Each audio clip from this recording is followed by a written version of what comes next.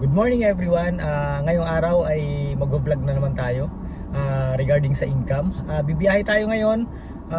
Ngayon pala is araw ng Friday, November 3. So after ng holiday. So pero ngayon long weekend pa naman. Sana walang traffic.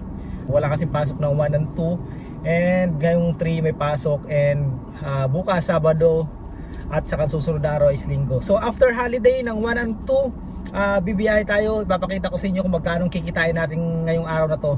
So siguro wala pa naman traffic ngayon kasi malamang nasa galaan pa yung mga tao. Pero yung may mga pasok, so andito na sila sa Maynila. So titingnan natin kung makakamagkano tayo ngayong araw na to. So tara, biyahe tayo.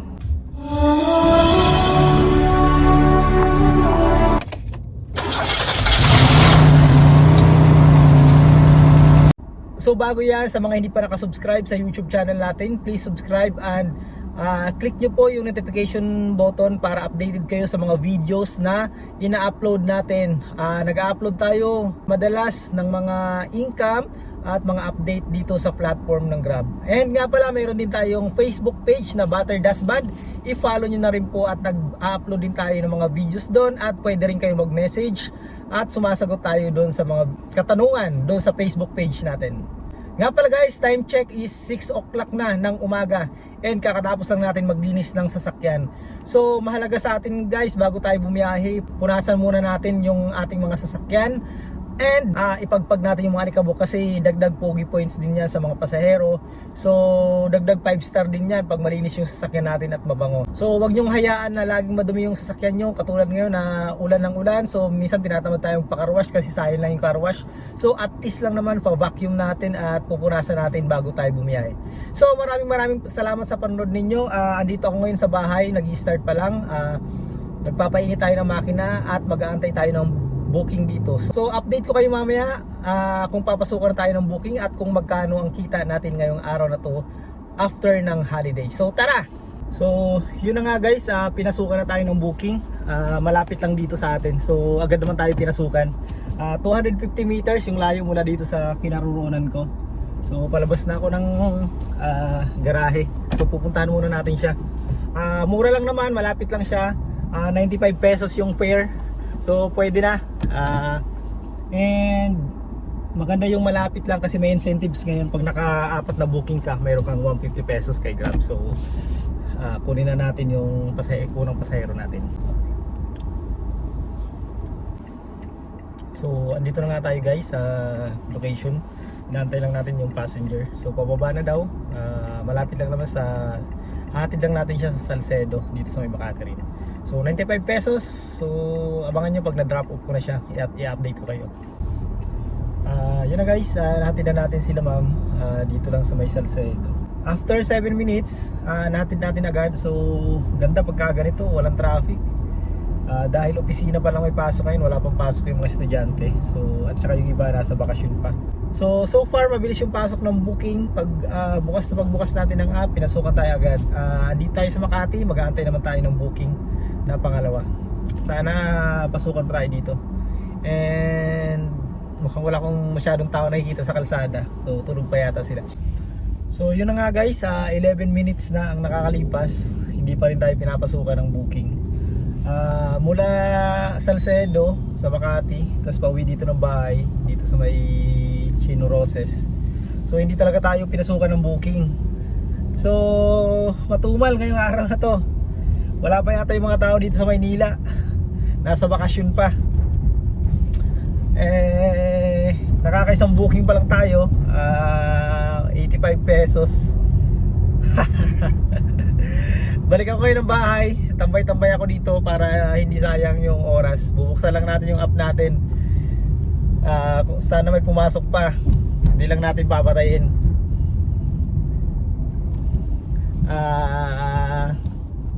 Hindi. Kahapon matumal din. Naka 2,000 lang ako kahapon. Buong maghapon. So dapat target natin ngayon sana maka 4,000 tayo kasi 3,000 ang target natin everyday. Yun kahapon nga hindi tayo kumota. Sobrang tumal ng booking. And umuwi na rin ako ng bahay kasi sayang papasukan ka pa isa-isa tapos yung gas mo tumatakbo ka sayang sa gas. So ngayon tabay muna tayo dito malapit sa bahay.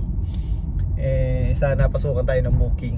Huwag tayo mag-ikot-ikot ngayon kasi wala kang traffic, pero wala naman pumapasok na booking, baka tulog pa. Sana maya maya ng konti lumakas to, bawi tayo maya maya. And speaking of booking, may pumasok naman. Pagdating natin dito, magpapahinga na sana tayo. May pumasok agad na booking. So puntahan ko lang siya ngayon. Malapit lang dito sa amin. 500 meters ang layo mula sa kinaroroonan ko. So tatambay sana ako. Kaso sakto pag hinto ko may pumasok na booking. So hindi yata pumapasok yung booking pag tumatakbo ka eh. Inantay pa ni Grab na huminto ako bago ako pinasukan. So kunin ko lang 145 yung fare. Medyo malapit lang yan at mababa. So pwede na kaysa wala. Habulin natin yung incentives ngayon na 4 na biyahe, 150 pesos. Sayang din naman. So puntahan ko lang siya. So yun na nga, natin na natin sila ma'am dito sa Buendia sa may Ceres bus station.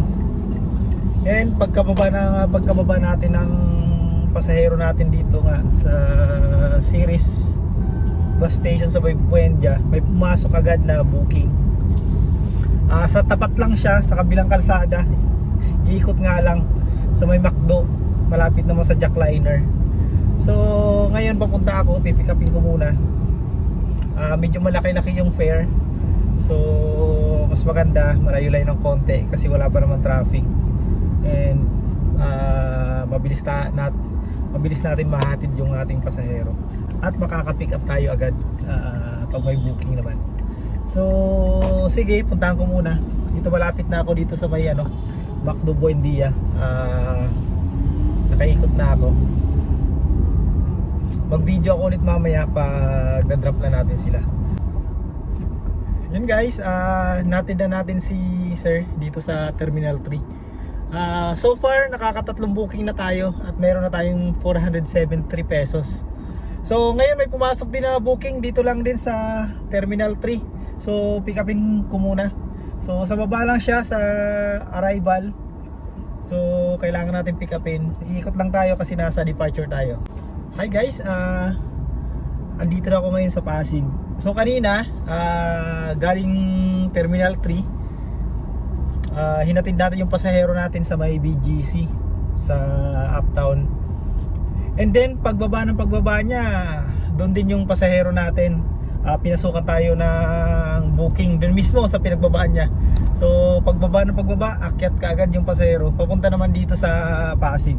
So kaya nga dito tayo sa Pasig. Maghahanap naman tayo ng pasahero dito. So far, nakaka-5 booking na tayo at meron na tayong 900 pesos.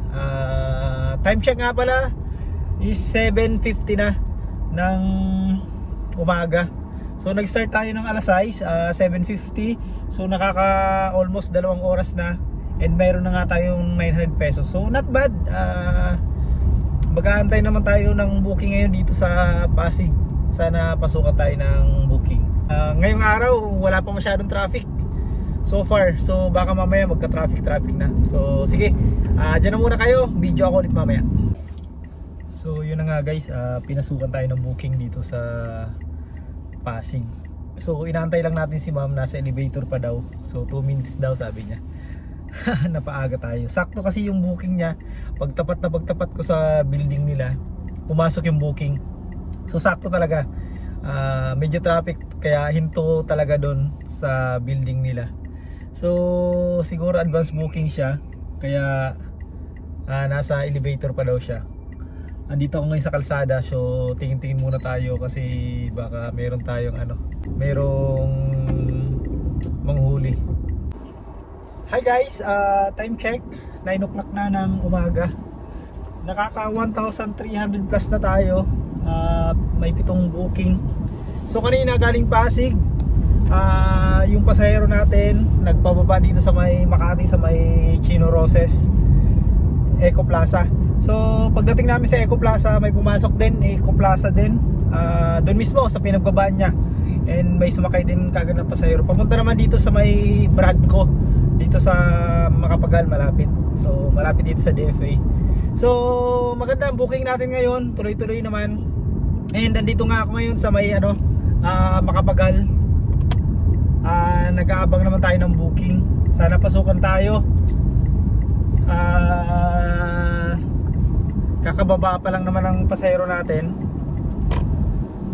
And sana maraming pasahero dito sa may MOA. Dadaan tayo ng MOA. And check na rin natin yung mga kasama nating tumatambay dito sa may Jokno.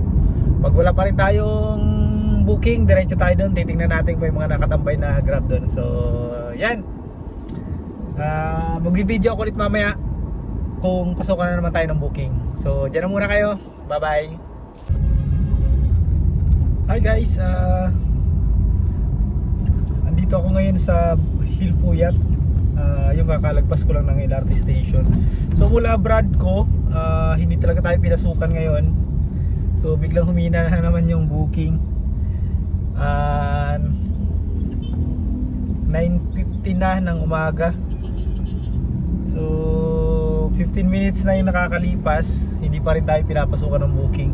And pabalik na ako ngayon sa Makati.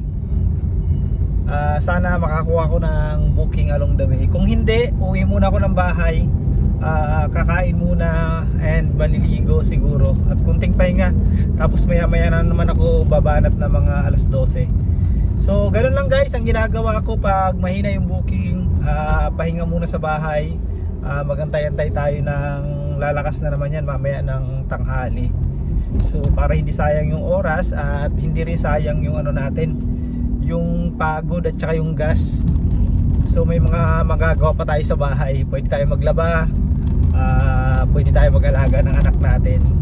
And ako nga kakain muna and maliligo kasi wala pa akong ligo kasi maaga ako umalis. Yun lang kagandahan sa Grab, hindi ka pa naliligo, may income ka na. And mag-almusal nga tayo and konting laro-laro sa chikiting natin, sa anak natin. So video ako ulit mamaya kung pasukan ako ng booking. Pero pag hindi, kain muna ako sa bahay and idlip-idlip muna. So dyan na muna kayo and i-update ko kayo from time to time kung anong nangyayari ngayon sa Grab, kung malaki bang kikitain natin or talo tayo ngayong araw na to. Hello guys, malapit na ako dito sa amin sa may Makati. So pinasukan naman tayo ng booking papuntang Ermita. So ayos yan, tinanggap na natin 200 pesos. So okay na yan. Maya maya na tayo magpahinga pag wala na talagang booking. Mga alas 10, sayang din, pandagdag din. So okay yan. So ito na, malapit na ako sa kanya. Pipikapin ko na yung pasahero natin. Guys, nababa na natin yung pasahero natin dito sa Intramuros. Time check, 10 o'clock na ng umaga. Nagugutom na tayo. Kapilang kasi ako kanina, tsaka pandesal. So ngayon nararamdaman ko na nagugutom na ako. Sana may madaanan tayong kainan. Kung wala, diretso tayo ng bahay. And sana may makuha pa tayong pasahero papuntang bahay. So yun lang ang update. Nakaka 1.5 na tayo mahigit yung kinita natin ngayon. And sana pasukan pa tayo, madagdagan pa tayo ng booking pabalik ng Makati para sakto pahinga, kain. Good afternoon guys, time check is 1:70 na ng hapon. So galing ako kanina ng Ermita, nagset tayo ng my destination papunta rito sa bahay. Wala nang pumapasok, so umuwi muna tayo at kumain. And syempre naligo muna tayo para fresh. Sobrang init kasi ngayon, so kahit papano lumamig yung pakiramdam natin. So ngayon mag-i-start na ulit ako magbiyahe. Nag-open ako ng app, sana may pumasok. Nakaka 1,500 plus pa lang tayo ngayon. Sana maka 3,000 tayo ngayong araw na to. So medyo tumumal nung bandang alas 10 na, kaya umuwi muna tayo. And ngayon naman tayo mag-uumpisa. So hanggang alas 4 kasi mamaya alas 5 magsusundo naman tayo kay Mrs. sa kanyang opisina. So tara, update ko kayo mamaya pag pinasukan ako ng booking. Hello guys, bali may pumasok sa atin na booking kanina. Habang tumatambay tayo dun malapit sa bahay, 300 plus yung bayad. Bali 2 drop siya from Makati. May pinick up kami sa Pasay, malapit sa Cartimar. Tapos drop ko sila pareho dito sa may Manila Med. And pagdating natin nga dito sa may Manila Med, mayroon naman pumasok na booking. Papunta naman siya ng Binondo. Malapit lang din dito sa Manila Med yung yung pick up niya dito lang sa may Santa Isabel. So papunta na ako ngayon. Dito na ako, medyo traffic sa Paura. Umikot lang kasi ako kasi hindi ako pwede mag U-turn doon. Maraming bantay, so hindi ako pwede makapag U-turn. Medyo naipit ako dito sa may Taft sa kanto ng Paura. So pero saglit lang to, malapit na ako. Bali 143 yung bayad niya papunta ng Binondo. So okay na to, sana pagdating ng Binondo pasukan ulit tayo. Pang 2,000 ko to, pang 2,000 pesos. So bali pangalawang booking natin ngayong hapon na to. So mamaya magbi-video ako ulit, papakita ko sa inyo. Hello guys, andito tayo ngayon sa Navotas.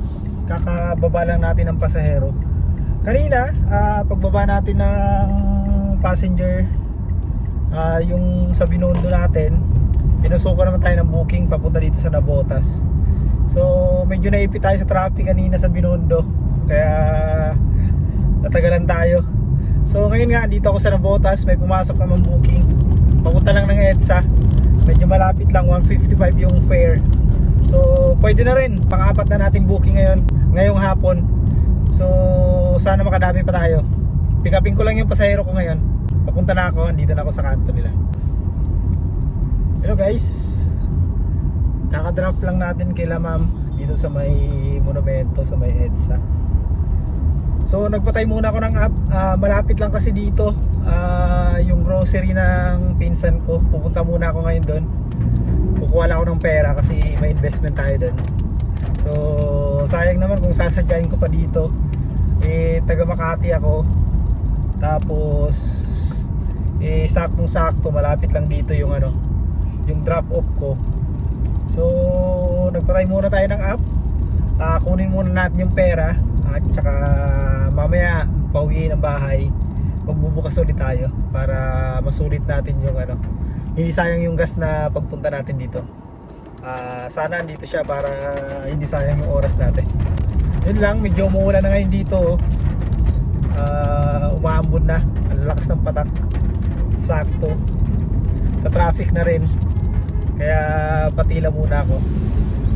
And may ulit ako pag nakuha ko na yung pera.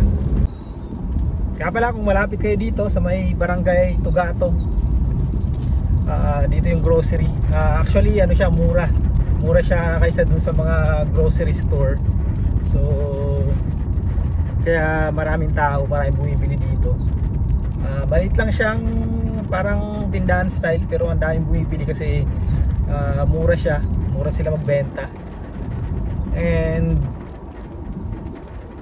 galing sa supplier yung mga kinukuha niya, kaya mura yung presyo. So kung malapit kayo dito, dito na kayo mamili. Kung may mga tindahan kayo dyan, dito lang yan sa Barangay Tugato, sa may Acero Street. Mamaya na ulit mag-video ako pag open ko ng app. Hi guys, time check is 5:30 na ng hapon. So ngayon lang ulit ako nag-start. Kakaalis ko lang dun sa grocery. So bibiyahe ako, uwi pa ako ng Makati. Andito ako ngayon sa Plata, sa may Malabon. So nag-set ako ng my destination papunta ng Makati. And may pumasok nga mula dito. Bali 399 ang bayad papuntang Malate naman. So pick upin ko muna siya, malapit lang naman dito. And maganda, napasukan tayo sa may destination, medyo malayo. So para hindi sayang yung natin, para hindi sayang yung oras natin at saka yung gas natin. So pick upin ko muna siya. So yun nga guys, papunta pa lang tayo dun sa pick up location. Medyo ma-traffic ngayon, traffic dito sa may Malabon. So pero okay lang kasi pauwi na rin tayo. Sabay lang naman natin to para hindi sayang yung gas. Ayun o. Ayan. Ayan. Kung nakikita nyo yan, medyo ma-traffic. Yan. Pero ayos lang yan. Dahil pauwi nga naman tayo. Hi guys, time check is 7:30 na ng gabi. So kakarating ko lang dito sa bahay. Kanina pagbaba ko nung pasahero ko galing Malabon papunta ng Manila sa may Mabini. So pinasukan naman tayo ng booking doon, from Bangko Sentral papunta rito sa may Palanan. 100 plus yung payment. So sakto kasi pauwi na rin ako dito sa sa amin, malapit na lang sa amin yung yung destination. Kaya pinatay ko na yung app ko after ko mababa si ma'am. Nahatid ko siya mga 7 o'clock. Natapos tayo mga 7 o'clock ng gabi. So nag-start tayo kanina, mag-aalas 6 na ng umaga. And ngayon nga natapos tayo ng alas 7 ng gabi. So sobrang haba ng biyahe natin, pero hindi naman siya tuloy-tuloy kasi umuwi ako ng bahay kanina mga alas 10. Umuwi ako, tapos nagtanghalian ako, kumain. Bumalik ako ulit ng mga 1 o'clock. Actually past 1 na ako bumalik kanina mga 1:20 na Tapos nga pagdating naman ng alas 4, nagpatay naman tayo ng app kasi nga pumunta tayo ng Malabon. Nakipag-usap pa tayo, and then nag-start naman tayo mag-aalas 6 na yun. So yun, bali naka 14 jobs tayo ngayon. And ito na yung inaabangan ng lahat, kung magkano nga bang kinita natin. So bali short tayo ng konti sa quota natin ngayon. So bali ang total na kinita natin ngayong gabi ay umabot tayo ng 2,972. So ang target kasi natin 3,000. Hindi tayo umabot, pero konting-kunti lang naman. Almost 30 pesos lang yung kulang natin. Ayos lang yan kasi ang dami naman natin pahinga, nakatulog pa tayo sa bahay at saka napuntahan pa natin yung mga kailangan natin puntahan. So yun ang kinagandaan kay Grab, hawak mo yung oras mo. Kung kailan gusto mong bumiyahe, makakabiyahe ka, at kailan mo gustong huminto, makakahinto ka, at kung gusto mong pahinga, makakapagpahinga ka. And then nagpagas nga pala tayo ng 1,000 pesos. Bali ang total na kinita lang natin talaga is 1,972. And syempre yung 972 or yung 900 ihulog na natin sa sasakyan yan para may panghulog tayo. Actually sobra na yung 900 na panghulog sa sasakyan, pero lagi 1,000 kasing nilalagay ko And syempre may uwi din tayo mga 1,000 ngayong araw na to. So yun lang yung neto natin ngayon, 1,000 pesos. Ang haba ng biyahe natin. Actually hindi naman mahaba, marami naman tayong pahinga at nalakad natin yung mga kailangan natin lakarin. So yun lang guys, sana nakakuha kayo ng idea kung ano yung mga kalakaran dito sa Grab at saka magkano kinikita. Ngayon is Friday, hindi pa masyado ma-traffic. Pwede lang sa lugar ng Malabon kanina, medyo ang pick up ko kanina squatter, kaya sobrang traffic talaga. At saka napunta ako kanina sa Binondo, sa may Divisoria, sobrang traffic din. So yun ang medyo traffic, pero dito sa Manila tuloy-tuloy pa rin yung biyahe. Wala masyadong traffic. So yun lang, maraming salamat sa inyong panonood. Ride safe tayo lahat and good night. Again, ito si Butter Dasban, ang inyong Grab car driver.